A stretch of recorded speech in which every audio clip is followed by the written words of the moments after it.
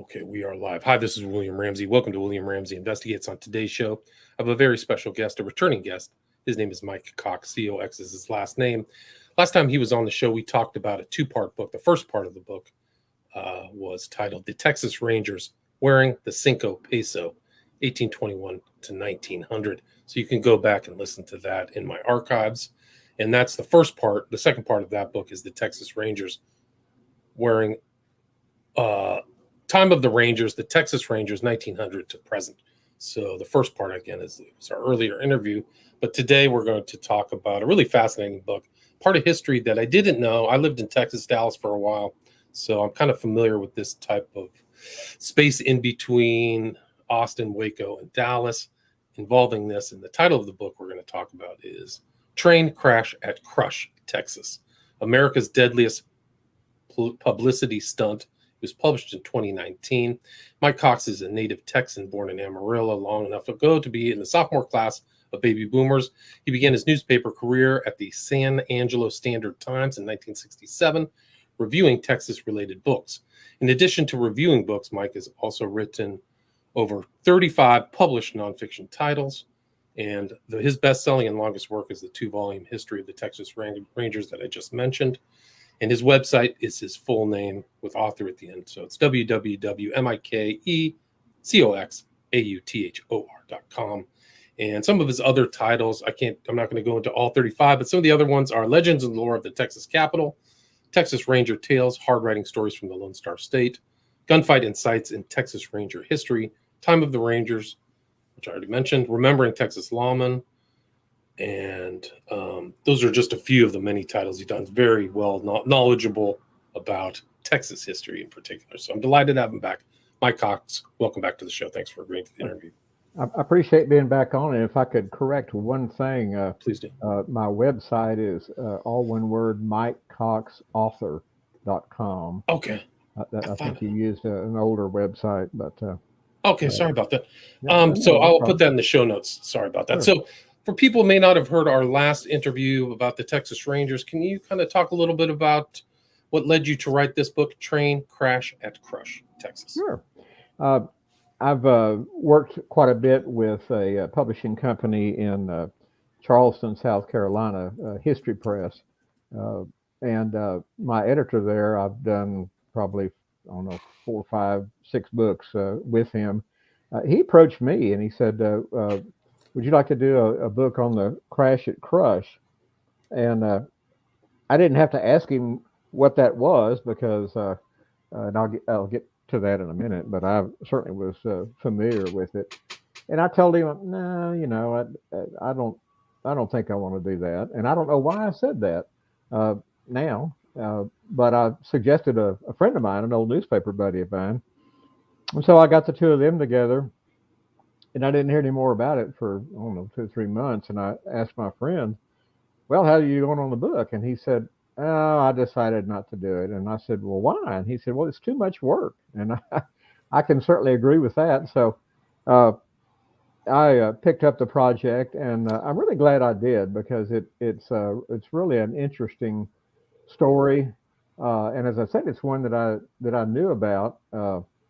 I went to a junior high school in Austin, and it was right next to the mainline railroad tracks of the Missouri, Kansas, and Texas Railroad, better known as the Katy. So I was in junior high school long enough ago where there were still passenger trains.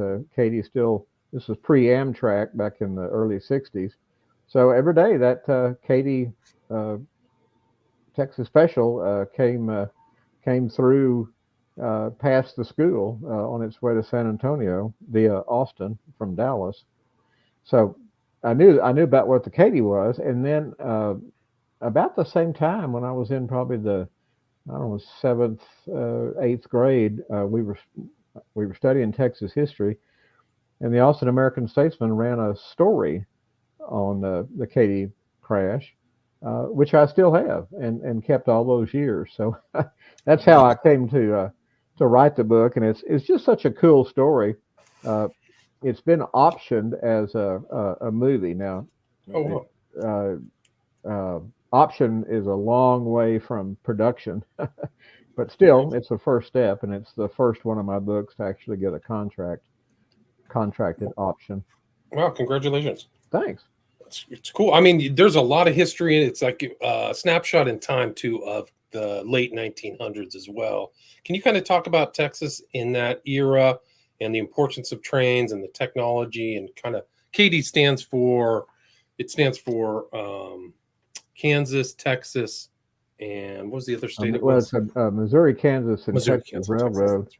That's right. Again, great marketing on the part of the company. At some point, it occurred to them. A lot of people started calling it the Katy Railroad because in MKT, obviously the K and the T are together, and it occurred to somebody, oh, that sounds like Katy. So their advertising folks drew a sort of 1890s Gibson girl style woman who they named Katy, and she became uh, the image of the Katy Railroad, which was pretty cool. So really, I list Katy, the advertising gal, as the first character in my book. But railroads, of course, did play a huge part in Texas. Texas was sort of slow in getting railroads. Didn't really have an out-of-state railroad connection until 1872, I believe it was, and it was the MKT Railroad. It started in St. Louis, Missouri, and moved through Missouri to Oklahoma, which at that time, of course, was not a state, and then came into Texas after crossing the Red River at Denison, Texas, turning Denison into a Wild West, wild and woolly town back in the 1870s. But the railroads grew in Texas pretty rapidly after that. By the early 1880s, within about 10 years, Texas had been crossed by the first Southern Transcontinental Railroad, the Southern Pacific Railroad, then known as the Texas Pacific. So that created, of course, towns sprang up along the railroad, and it really helped develop modern Texas, and it really was I guess, the beginning of high technology in Texas. Right. So that was like the technology of that era was this steam train.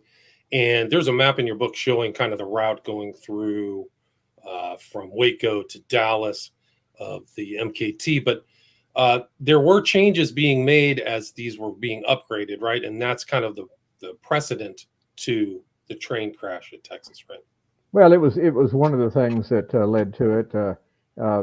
But to get back to the times, the mid 1890s were a pretty rough time in American history. In 1893, the nation went into the worst financial slump to that point in its history, and there was also a big, very very complicated issue about whether the U.S. currency should be based on gold or silver, which became a huge political fight, and it took me a long time to kind of wade through that and figure it out.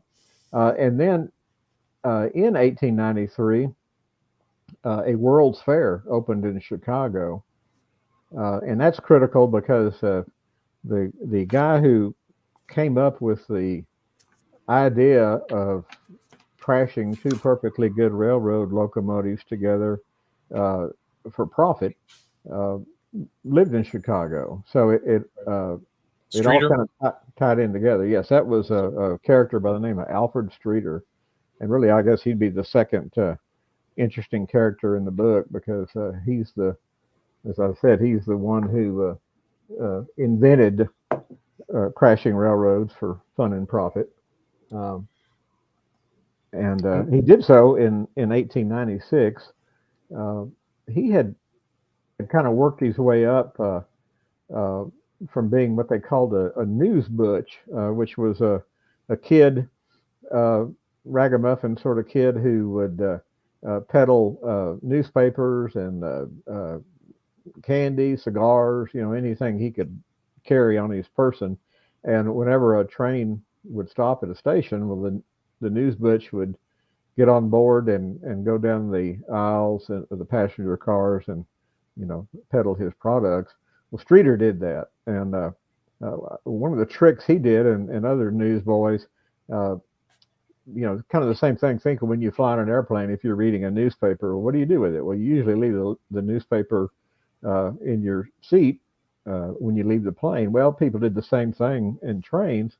So this kid was smart enough he would repeat his rounds and go and pick up the newspapers that he'd sold for a penny or two and get them reorganized and sell them again. So he was that kind of a character. And then he went to work for the railroads, which so many people did back then. And Chicago was a major center for both railroad trafficking and manufacture of railroad parts and equipment. The Pullman cars, which were the cars that folks could sleep in when they were traveling across the country, were manufactured in Chicago.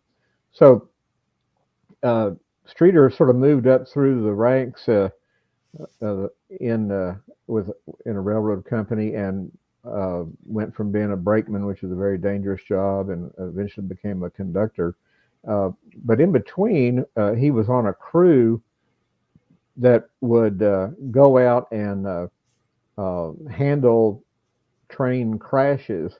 If a train went off the track, or if two trains happened to collide, he was on the crew that would use steam equipment to get the debris off the railroad track and get the track up and running again as soon as possible.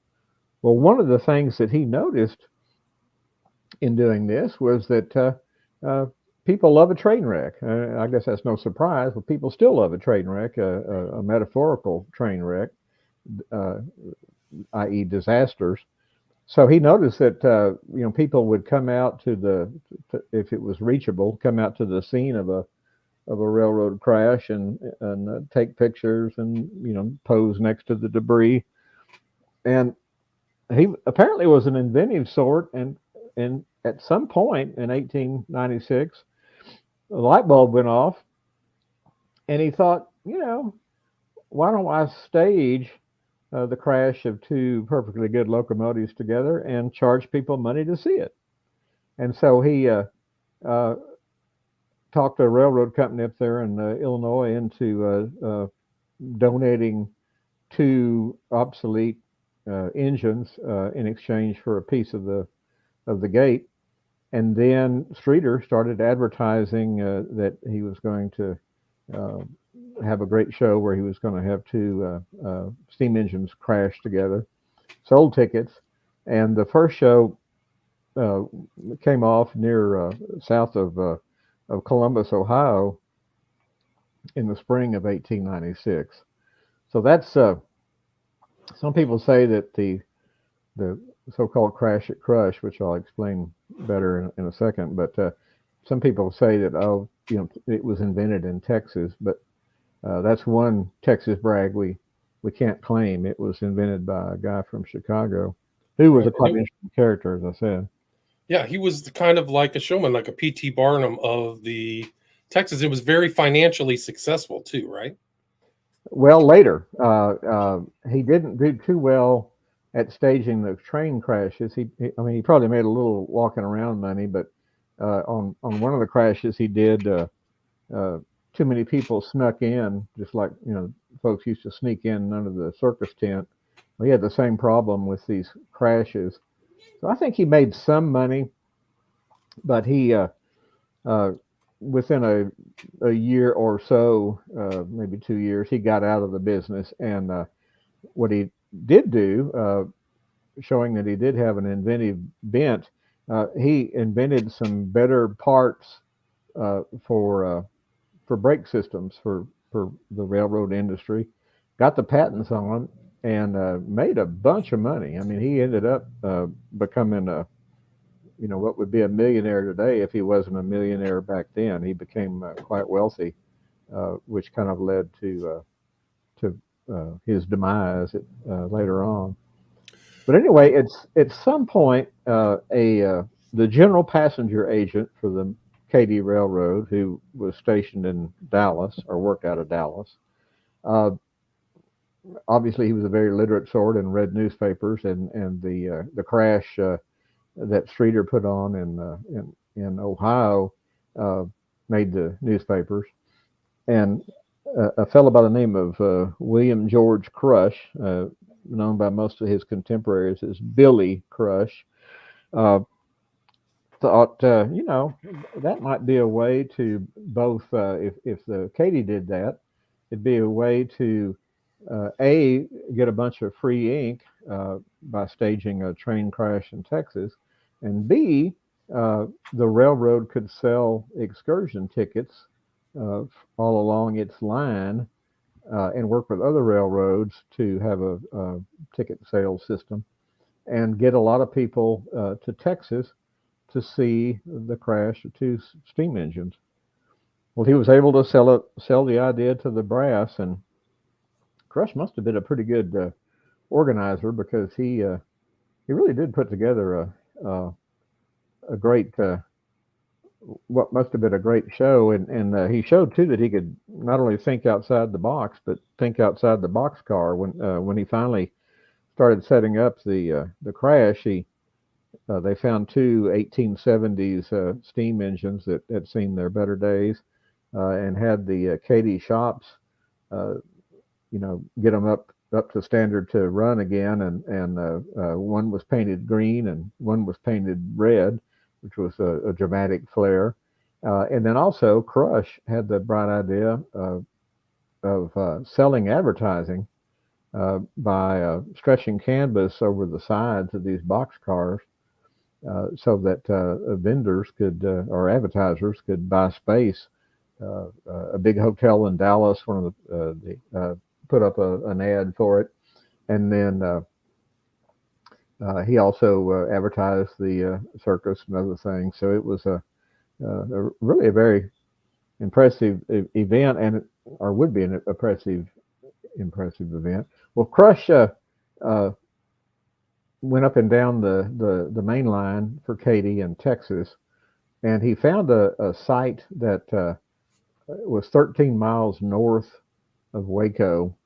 That the landscape made it sort of a natural amphitheater. There was high ground on either side of the railroad track, where it would be easy for people to stand and see the crash. So they brought in a large crew, something like 500 railroad people, and basically built a little city.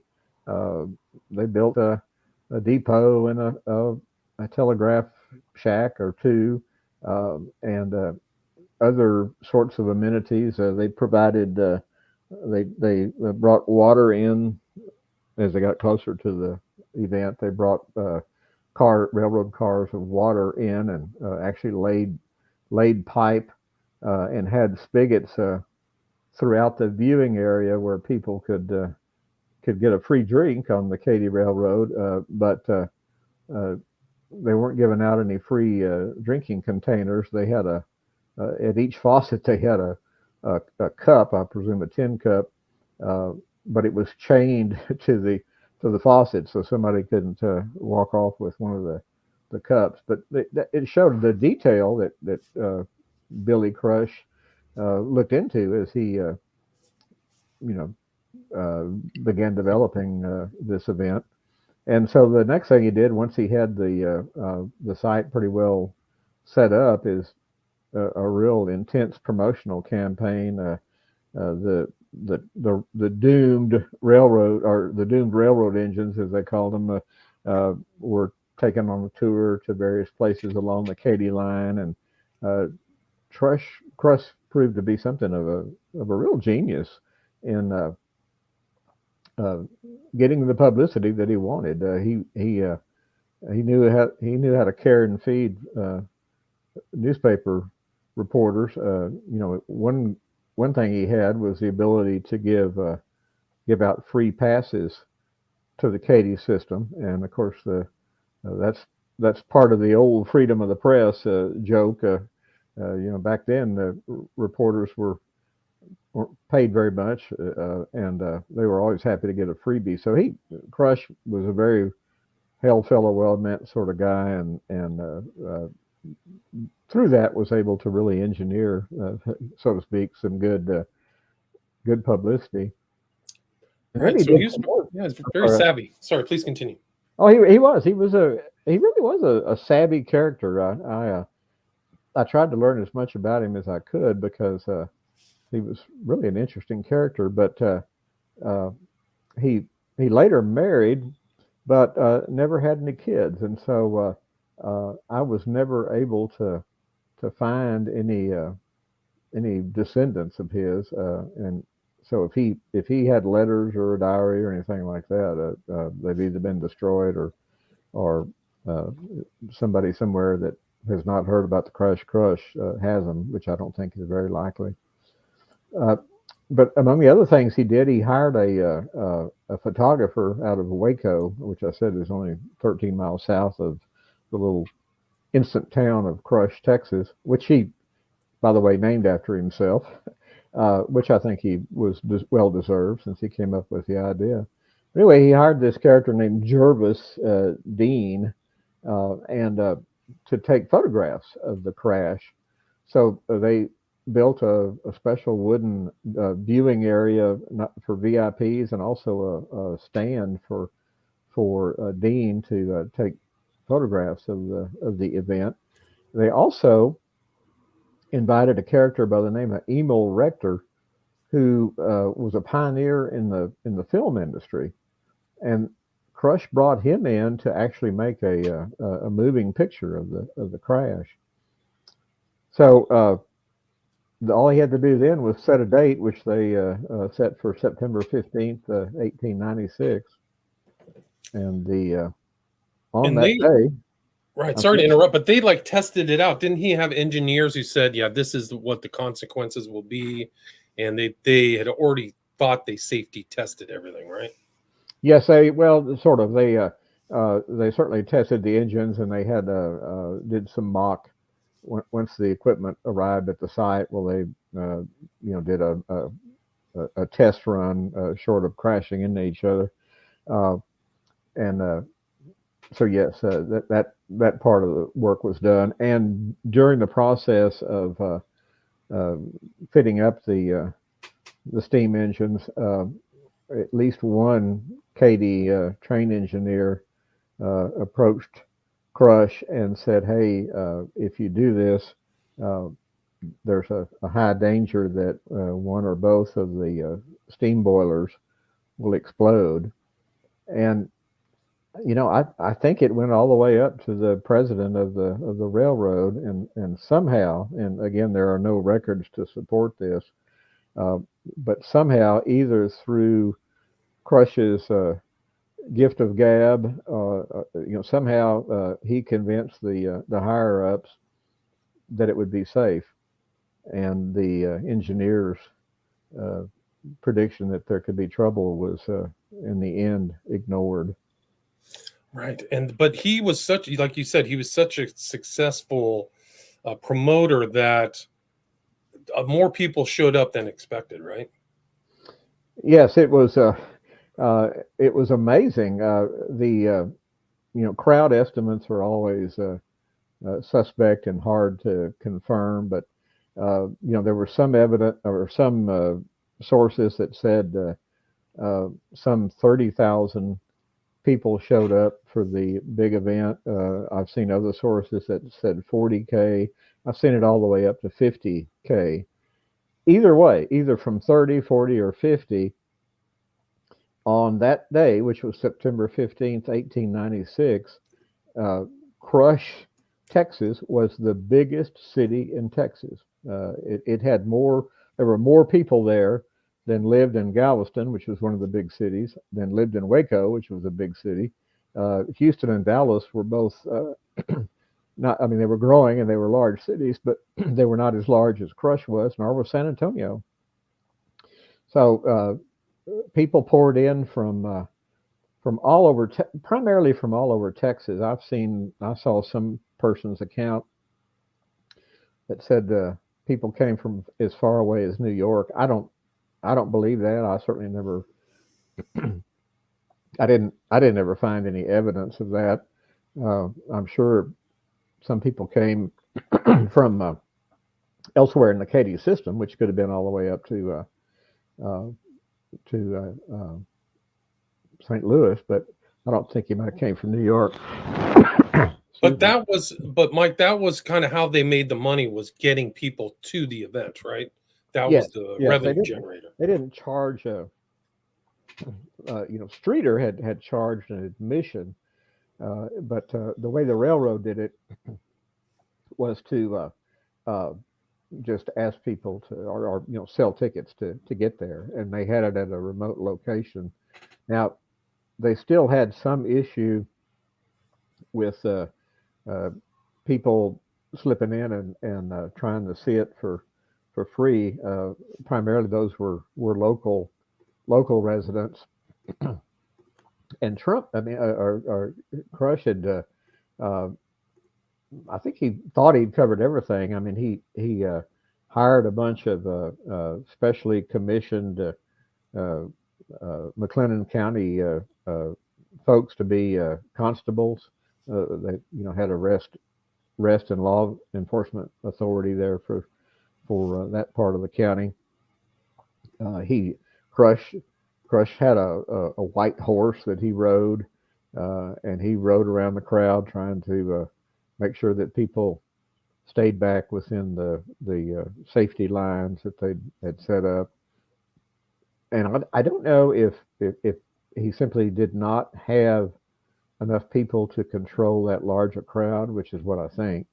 Uh, but it enabled people on the eastern side of the crash site to a lot of people slipped in and filled up that eastern side. Now, to to put this in a geographical orientation, for those not familiar with Texas, you can pretty much draw a straight line from San Antonio north through Austin, Waco, and then up to Dallas.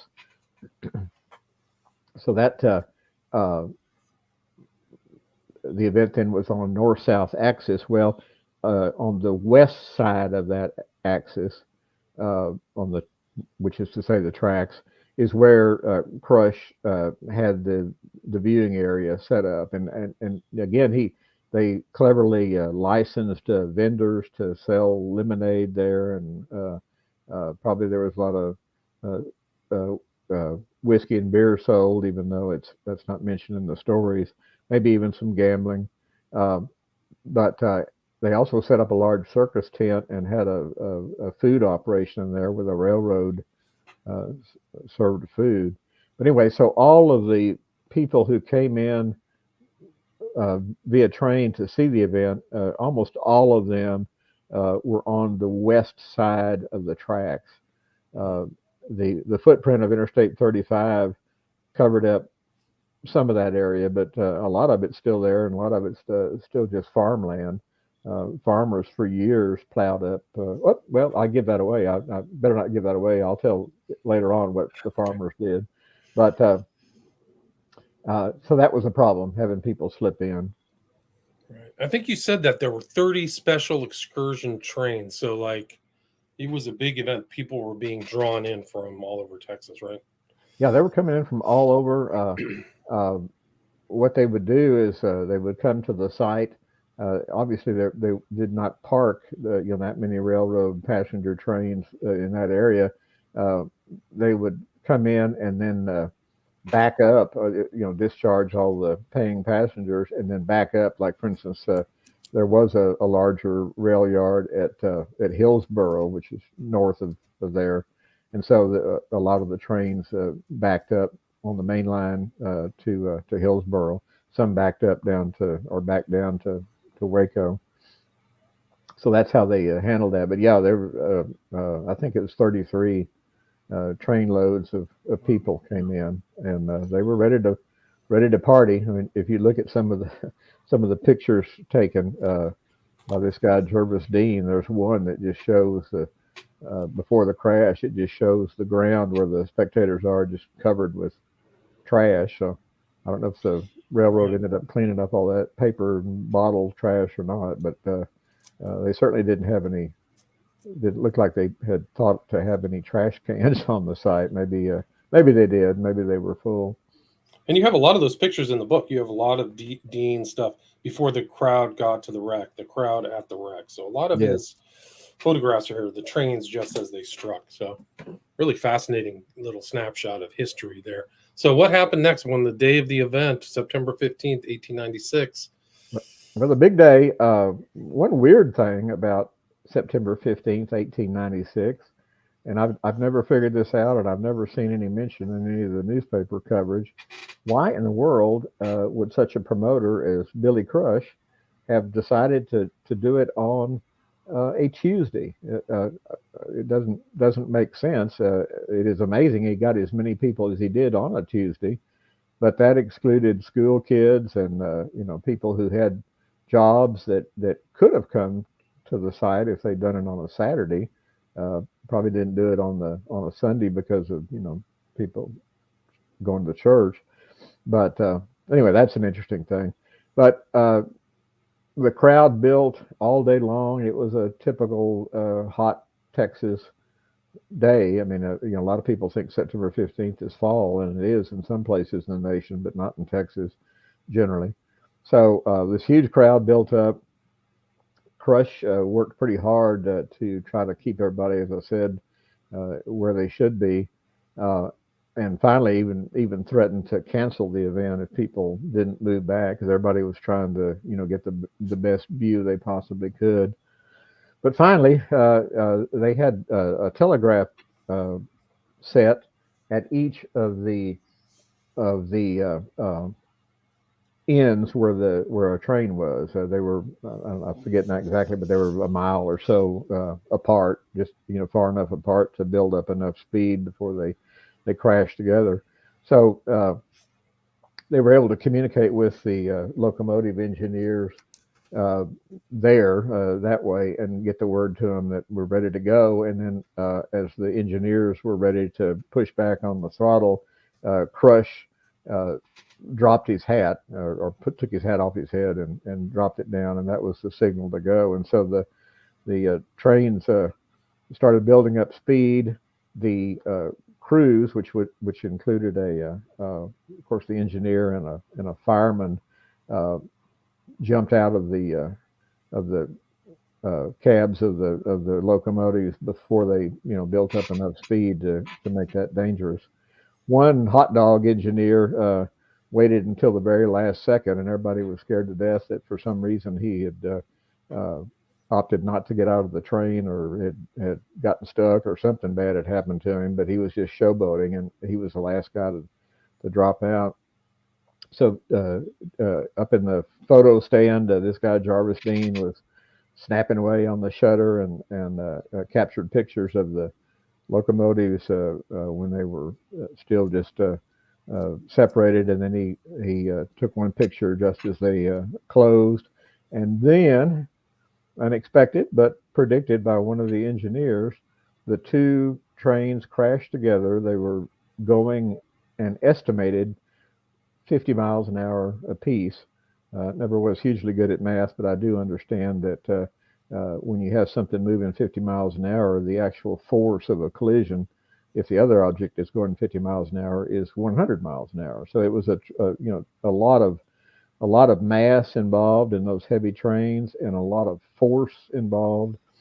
So they crashed together quite spectacularly. I mean, Crush got exactly what he had promised to deliver, with one unfortunate exception, and that was that the boilers did indeed explode, and that sent hot shrapnel out into the crowd, including a 1.5-inch long bolt from one of the trains that pierced the eye of this one of the eyes of this photographer, pulling him out of the game. But he snapped the shutter just as the explosion occurred. So it's a really remarkable picture where you can actually see the debris heading in his direction right before he got hit. Right, and then Amazingly, it blew up like a grenade, like just tiny yeah, little parts it's is just what like it a looks like. grenade going Yeah, off, a giant grenade yeah. going off. And amazingly, the photographer was not killed, but two of the spectators were killed. Uh, there's been a lot of incorrect things published about the crash, and one of them says that three people were killed at the scene. Actually, two people were killed by the flying debris. Uh, Six or so, somewhere between 6 and 9, I can't remember, were injured, uh, and the other fatality occurred after the crash, as the trains were picking people up and taking them back to whatever station they'd purchased a ticket from. Well, one guy apparently had been overserved during the event, was drunk and was trying to walk between one car and another of the cars, and was so drunk that he fell off the train and got run over by the train. So and killed. I still count that as a crush-related fatality, but it was not directly connected to the explosion itself. Crush, to his credit, once he realized that the crash had injured and killed people, uh, you know, ordered one of the trains to immediately or as soon as possible take the victims south to Waco. One of the interesting things I learned in researching this book is that the major railroad companies uh, uh, hired and actually kept a doctor on the payroll as a you know consultant in each of the major communities along their route. And of course, Waco was a big Waco center. I mean, a big railroad center with a lot of different lines going through. So Crush had or the Acadia Railroad had a doctor on retainer there in Waco. So of course they didn't have a hospital. There was a large, nice hotel downtown. So the injured and dead were taken by train to Waco from the train station. They were taken by carriage to the this hotel where a doctor treated those, and there was a a surgeon in Waco, and like I said, Waco at that time was one of Texas's major cities, so that's kind of explains why they had a fair amount of people and talent there.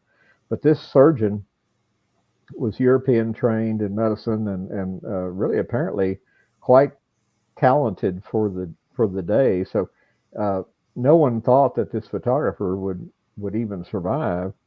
But the surgeon there at the hotel, which again is pretty amazing, uh, operated on the guy, removed the bolt from his eye. The bolt had actually gone all the way through his eye and had penetrated into the brain, which would kill most people. But apparently, uh, this photographer, it was his lucky day in a way because the bolt apparently injected itself in a part of the brain that didn't uh, cause him to lose any particular function or that was ever reported.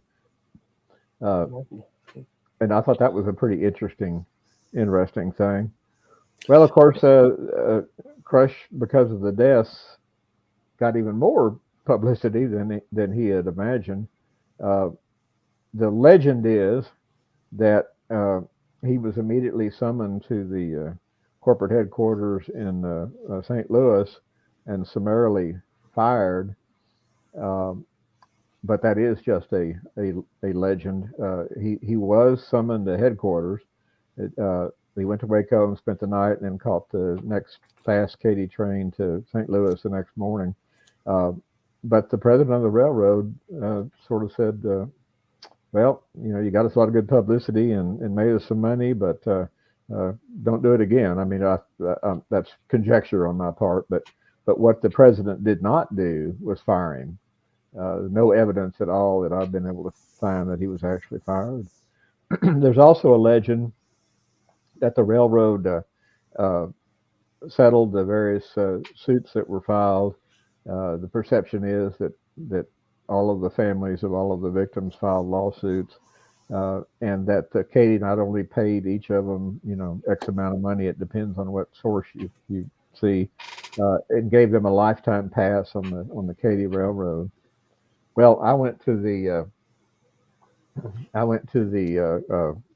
record storage area for McLennan County and actually looked up the lawsuits. Only two lawsuits were filed, and I actually held them and read both of them, probably for the first time since 1896. They'd just been filed away and covered in dust.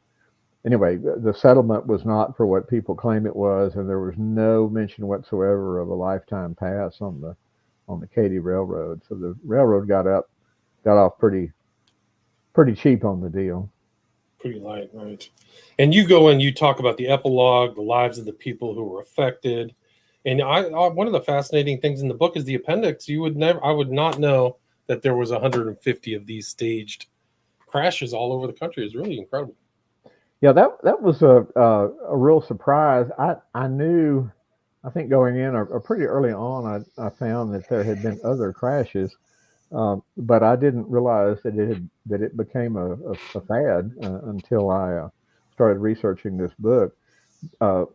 There was a character out of Iowa named Joe Connolly, and there's no evidence that he came to Crush to see the event, but like I said, it made newspapers across the nation. So he surely must have seen an article about the crash in Texas, and so he decided, he was a farmer by background, but he decided to go in the train crashing business, and proceeded to do just that. And the amazing thing is, he started in the 1890s, and he continued doing that all the way through the early 1930s. I mean, it's just amazing. He made a career out of it, and as you said, there were some 130 or so crashes, literally all across the nation. Now, Connolly did not do all of them. It became such a thing that some other promoters tried to, but Connolly did the most of them, and became most noted. In fact, he earned his nickname that way. He became known as Joe Head On Connolly, and did it until he retired, and I think it was 1932 or 1934. But Yeah. And then Crush, Billy Crush, not only stayed with the railroad, he ended up with a 57-year career in the railroad industry. Most of that time with the Katy Railroad. He eventually became a vice president, and finally, at some point in the late 1930s, they gave him a kind of a post or pre-retirement position, sort of kicked him upstairs so that he could take it easy until he could retire.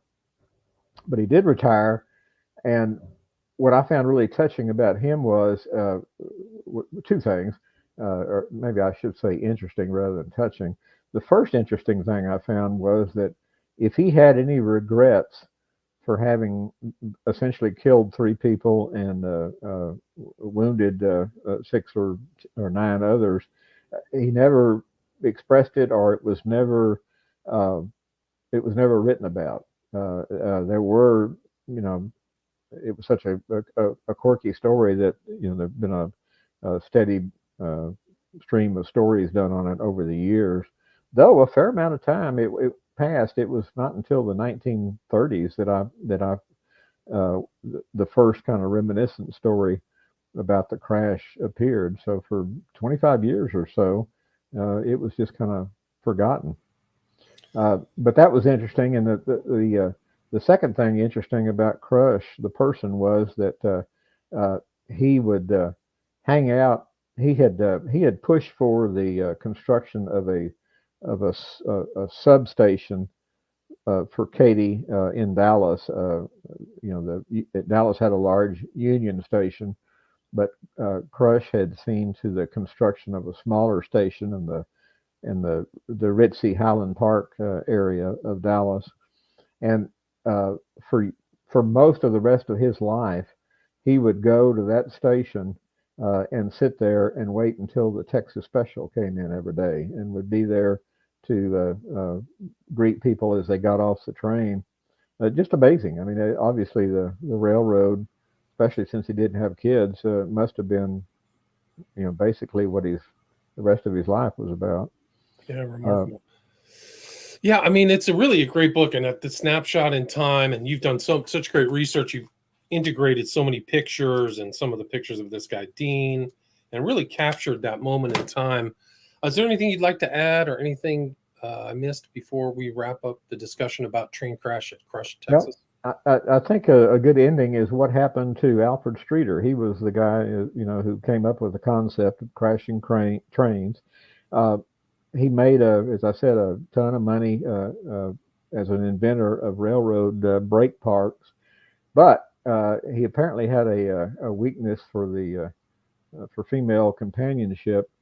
In the end, it was discovered that back up, the Chicago police would periodically raid various hotels in Chicago that were believed to be fronts for prostitution or other sorts of illicit activity. So at some point in the I think it was around 1908 or 7, somewhere in there, they raided a hotel in Chicago, and one of the people they found there was an underage gal, and in searching her room, they discovered that she was Streeter's young mistress, and so they found a bunch of love letters between the two of them, and apparently he was paying for piano lessons for her, and made her all sorts of promises about turning her into a star.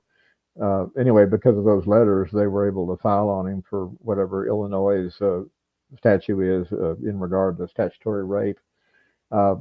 And then, as they began to investigate him, they found that not only was he married while he supported this girlfriend, he was married to somebody else as well. So he was both a bigamist and an adulterer. And apparently, it all caught up with him when he got filed on. He decided it would be nice to take a long vacation to Canada, where at that time there was no extradition treaty. So he went and hid out in Canada. But he was well connected and still had enough money left, where Chicago, being as generally corrupt as it was back in that era, somehow miraculously the indictment against him ended up being quashed. And so, but he ended up dying in basically an insane asylum. So, talented a guy as he was, he did not have a happy ending. Yeah, that's unfortunate. And where's the best place for people to get Train Crash at Crush, Texas? Well, happily, of course, you can get it on Amazon. It's right there for sale. It's on all the other major bookstore sites, Barnes and Noble and all the discount stores and places like that. So it's pretty easy to find, and I hope people will enjoy reading about it. Like I say, it's a pretty quirky thing, but it was certainly something that people can use to get their mind off of the depressing international situation right now. Well, this is true. Yeah, right now on Amazon in the U.S., it has 15 5-star ratings, very well deserved, and really, it just is a piece of Americana. It's a piece of history I didn't know about. I'm glad that I read through it. So, really great job. And the best place to contact you is through your website. Say your website again for me. Yes, it's all one word, MikeCoxAuthor.com. Gotcha. I didn't come up with that name, but it was the only one I could get. So gotcha. And people can contact you through there, or do you have other social media or anything? Okay. Yes, you can reach me through that website. So I will put that in the show notes. Thank you so much for your time. Really great discussion. Again, the title of the book is Train Crash at Crush, Texas, America's Deadliest Publicity Stunt by Mike Cox. Thanks so much for your time. Still there? Thank you for having me on. Yes, it was a lot of fun. All right, stay there.